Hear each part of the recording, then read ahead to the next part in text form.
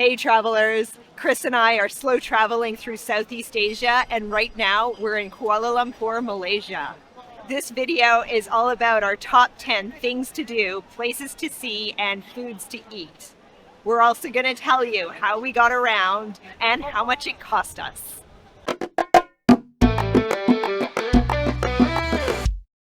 Kuala Lumpur, Malaysia is an amazing and vibrant city, and there is so much to see and do. This is our list of our top 10 things to do in Kuala Lumpur, based on the time we're spending here as slow travelers, along with prices and how we got around. Our first attraction is the Batu Caves at the north end of Kuala Lumpur. Batu Caves are a series of caves with Hindu temples located just north of Kuala Lumpur, and it's easy to get here by train by getting off at the Batu Caves train station. Public transit tickets in Kuala Lumpur will cost about 2 or 3 ringgit per person. This looks so cool. This is exactly what I wanted to see. The main cave is free to enter. You just need to climb up these fantastic and colorful steps and past the monkeys that try to steal your snacks to get there. Here we start our climb of 272 steps.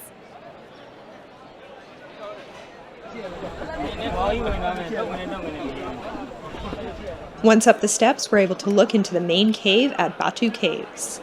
And we're here on a day when the cave is very busy, as it's a holiday. I normally hate crowds and this kind of thing, but this crowd has such a great energy, and it's so much fun to be here, even though it's probably the busiest day of the year. In addition to the main cave, which is free, there are also some other caves to visit, though the other ones charge a small fee to enter. We paid 10 ringgit to enter the Ramayana cave. The cave has stations that explains the story of Ramayana, and it's beautifully lit up. You can climb up some very steep staircases to get to other sections of the cave too. I normally don't like using a handrail on a staircase because, you know, germs. But here, my hand is firmly affixed to the handrail. This upper section offers regular yoga classes. Many of the spaces here also require you to take off your shoes to enter. I feel a little like we're imposing on their holiday and their place of worship, but everyone seems super friendly and is smiling at us and is making sure we're okay getting through the cave, so I do feel very welcome here. Next up in our list of things to do here in Kuala Lumpur is checking out all of the food streets. But before we show you the delicious food here, let's talk vocabulary. There are a few keywords you should know when you're ordering at restaurants in Malaysia, whether they're Indian restaurants or Malaysian restaurants. Nasi is rice. Mi is noodles. Ayam is chicken. And if you want any of that fried, goreng. Let's get back to the food, like this amazing sandwich from a food stand on Jalan Alor, which is a very popular food street in the Bukit Bintang neighborhood of Kuala Lumpur. The sandwich was 13 ringgit on the pricier but super fun Jalan Alor. I just got the chicken rogamu, which looks to be like roti bread, and then inside is chicken and parsley and lots of other vegetables.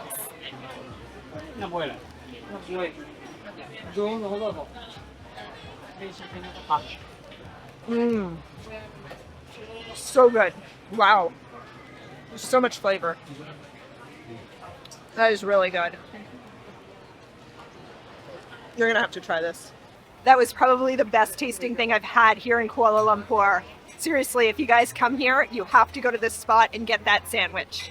And don't feel like you need to come early. This street doesn't really get going until dinner time and stays open well into the night or early morning. Open until 6 a.m. But what if you want to get away from the touristy food streets like Jalan Alor? The food streets in Kuala Lumpur are really awesome, and in my opinion, pretty reasonably priced for what they are.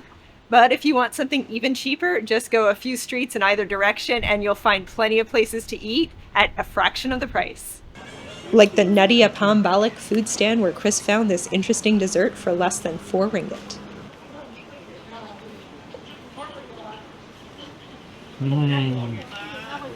Oh, that's really good. It's like a sweet pancake and peanuts inside. This just keeps getting better and better as I go. It is so tasty. Definitely recommended. Just outside of Chinatown, just off Petaling. Go try it out. We'll cover the amazing Chinatown a bit later in our video. For now, let's move on to number 3 on our list of top 10 things to do in Kuala Lumpur, which is the Petronas Twin Towers. With 88 stories, these are the tallest twin towers in the world. Now we're going to try and go up the Petronas Twin Towers. Looks like the tickets for today are sold out. That's okay though, we weren't really planning on going up today. Fortunately, we're slow travelers, so we're here in Kuala Lumpur for a little while, so we'll come back on a different day and probably buy our tickets ahead of time. You can buy tickets online directly from the Petronas Twin Towers website, but they do sell out a few days in advance. For non-Malaysians, it's 98 ringgit per person. Of course, the day we booked had quite a bit of cloud in the end. How long do we have here? I think he said 15 minutes. Not a lot to see in these clouds. If you look out here, you can see a little bit of the next floor. Ooh, let me see. Oh, there you go. You can actually see some of the buildings underneath too. Some of the clouds parted a bit, so we did get a slightly better view. Maybe. Next up on our list is the beautiful KLCC Park with views of the Petronas Towers. The park is a great spot to go for a run, relax by the water, and enjoy the city skyline. We love being slow travelers as we're able to get to this park several times during our time here. Not only does Kuala Lumpur have the tallest twin towers, the Petronas Towers here behind me, or the second tallest building in the world, the Merdeka Tower there, it just has so many tall buildings everywhere. Number 5 on our list of things to do in Kuala Lumpur is the Botanical Gardens and Butterfly Park. This is a large area, so you might need to do some walking to get here or take a Grab, which is Southeast Asia's major ride-hailing app. I'm on my own this afternoon. Chris is staying back in the apartment, and so I've decided to check out the Butterfly Park. Here you can see, well, lots of butterflies.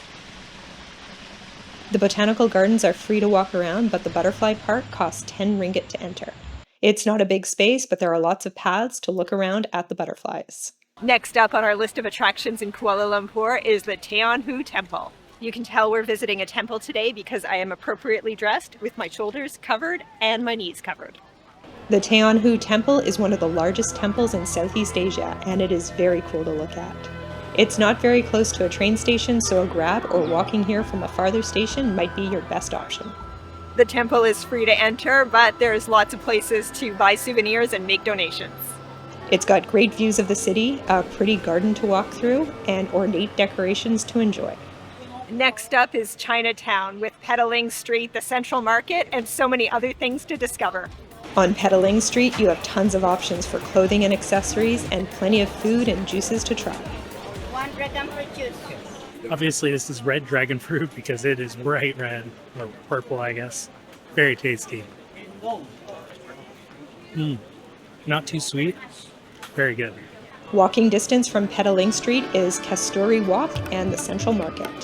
These are great places to look for artisanal products and stay cool. It's probably about 35 degrees out, but all the fans in here keep it really nice and breezy. I wish I could have bought some of these beautiful pieces, but slow travel with carry-on bags only means I'm mostly just looking, or buying bracelets that I can wear. There's also lots of cool art in this area, like the Kwei Che Hong alleyway. You might notice Chris's hair is a little bit shorter in this video than it was in the previous one. Let me show you why.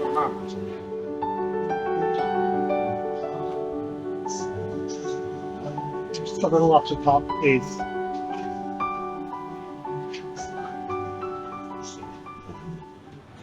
If you're spending some time slow traveling through Kuala Lumpur, I also want to give you a few safety tips for being here.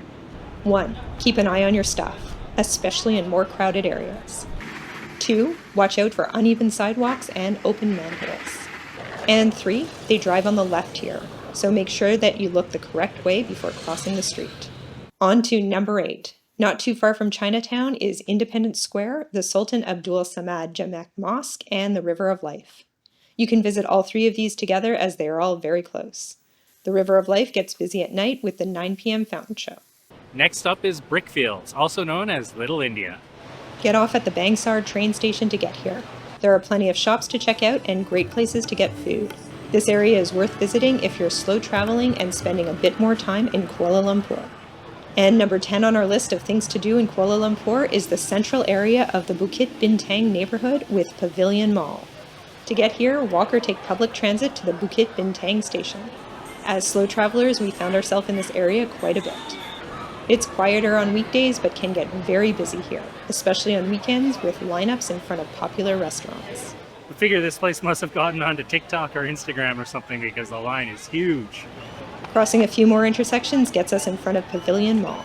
I thought that this pink attraction was just part of the mall, but it turns out it's an ad for Lancôme celebrating their 90th anniversary. And right now it's all decorated for Chinese New Year.